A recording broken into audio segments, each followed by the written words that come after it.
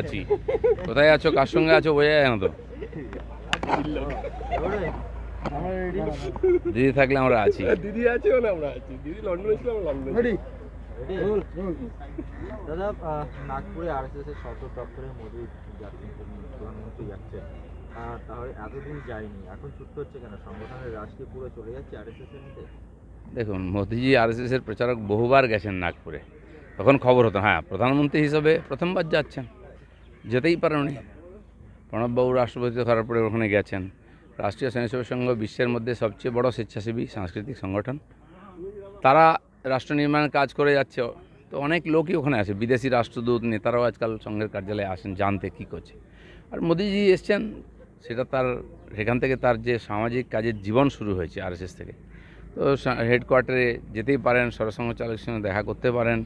এবং কি সংঘের যে নিজস্ব নেটওয়ার্ক সারা দেশে আছে বিশ্বে আছে তার যে ফিডব্যাক সেটাও দরকার হতে পারে ওনার। দাদা অগ্নিমিত্রা পল বলছেন যে আমাদের সংখ্যালঘু ভোটও দরকার সব ভোটই দরকার অন্যদিকে শুভেন্দু অধিকারী তিনি বলে থাকেন নো নিড মাইনরিটি ভোট তাহলে কি দেখুন পশ্চিমবাংলায় কেন ভারতবর্ষে মুসলমানরা বিজেপিকে ভোট দেয় না পরিষ্কার কেউ কেউ দেন আমাদের কিছু কার্যকর্তা আছেন তারা দেন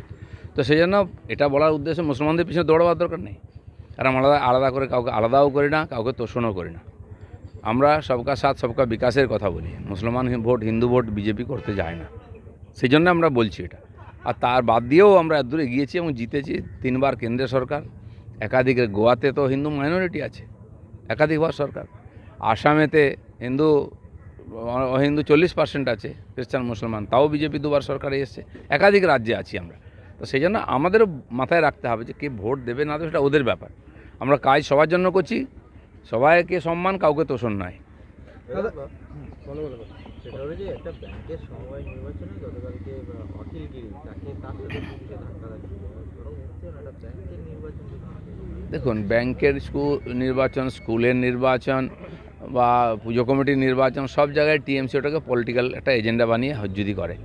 এবং ঠিক আছে প্রচার করো তোমার মতে কিন্তু কাউকে ভোট দিতে দেবে না ভোটারদের ঢুকতে দেবে না গ্রাম থেকে বেরোতে দেবে না যত কোঅপারেটিভ নির্বাচন হচ্ছে পূর্ব মেদিনীপুরে দেখুন ভোটারদের ঢুকতে দেওয়া হচ্ছে না মুসলিম এলাকায় বুথ করা হবে গুন্ডারা দাপিয়ে বেড়াবে কেউ ভোট দিতে যাবে না মেদিনীপুর টাউনেও তাই করার চেষ্টা হয়েছে মারপিট তো এটা কী আর এমএলএ একজন মন্ত্রী তিনি গিয়ে ওখানে গুন্ডামি করলে তাকে তো লাঠিপেটা করা উচিত মারেনি কেন মেরে বার করে দেওয়া উচিত এটা কী গণতন্ত্র চলছে নিজের মতো করে ব্যবসা চালাচ্ছে দোকান চালাচ্ছে লুটপাট করছে আর মুখে বলা হচ্ছে দেশে গণতন্ত্র নাই নাই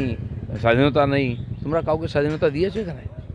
দাদা রামনবমী ঘিরে প্রত্যেক বছরই দেখা যায় উত্তেজনার পরিবেশ তৈরি হয় রামনবমীতে উত্তেজনার পরিবেশ যাতে না তৈরি হয় তার জন্য কীভাবে চলা উচিত আপনার মতে? তৈরি হয়ে গেছে অলরেডি আর হিন্দুরা তৈরি করছে না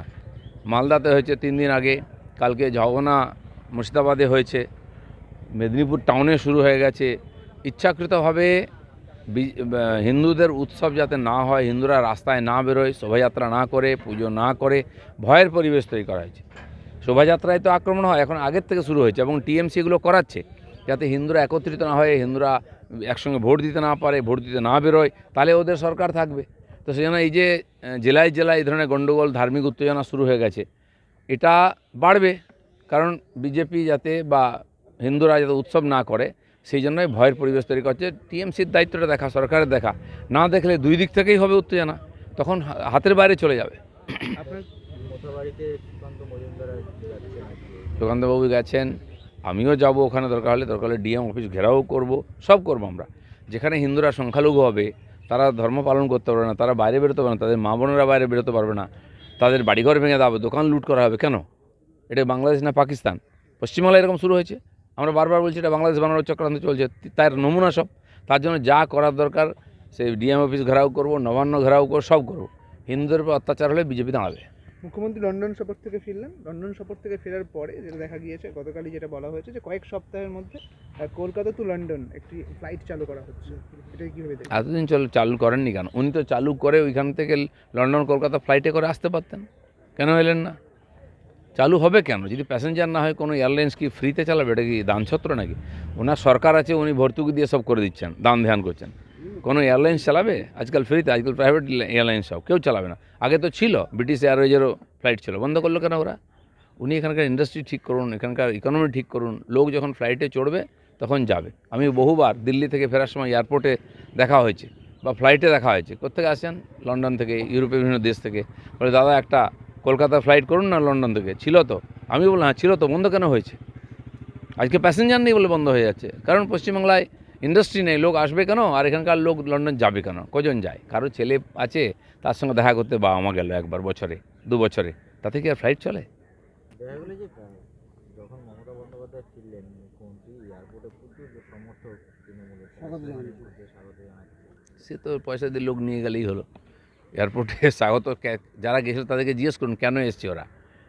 স্বাগত, আর দিদিমণি কী নিয়ে এসছেন সেটাও জিজ্ঞেস করুন। একবার তো কটা এমওইউ হলো, কত হাজার কোটি টাকা ইনভেস্ট হবে সেটা তো জানিয়ে দিন একবার, মানুষের জানার ইচ্ছা আছে। কেন আমাদের পয়সা ছাদ্য করছেন বিদেশ গিয়ে? রামনবমীর